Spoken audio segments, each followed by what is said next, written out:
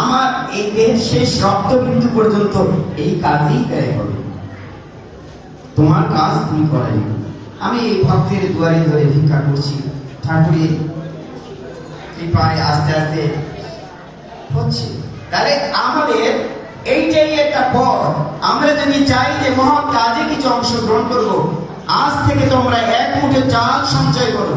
আমি কিছু বাক্স তৈরি করে করে দোকানে দোকানে দিয়েছি যে আপনারা গরিব মানুষ, একবারে আমারে 10,000 20,000 টাকা দিতে পারবেন না, কিন্তু আমি আপনাদের কাছে একটি বাক্স রেখে যাব, অনুদানের বাক্স।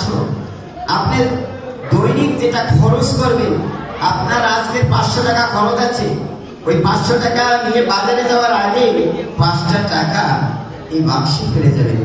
আপনার 500 টাকার বাজার আসবে, কিন্তু 5 টাকা তো অন্তত এই খরচ থেকে বেঁচে যাবে।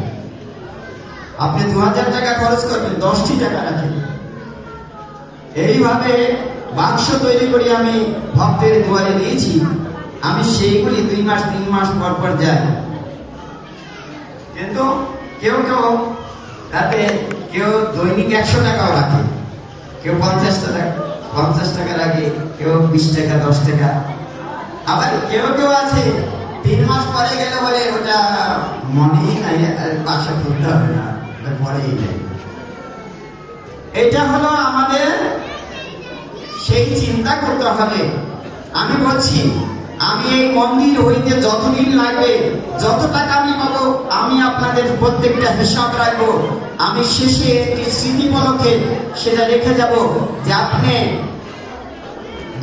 10,000 টাকা দিতে পারতেন, আপনি 50,000 টাকা 1 লক্ষ টাকাও দিয়ে ফেলবেন, যদি আপনার মনটা থাকে যে আমি কিছু দিই।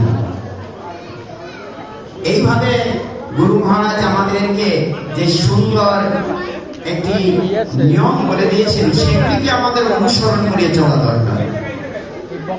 আমরা এখানে যারা এসেছি, এখান থেকে আমরা দেখো, যেখানে ভাব আছে সেখানে লাভ আছে। আমি এই কথা বলছি যে অনেকে কুম্ভে যায়, কুম্ভে গিয়ে ওইখানে স্নান করে, আর কুম্ভে যেয়ে অনেক মানুষ পর্যন্ত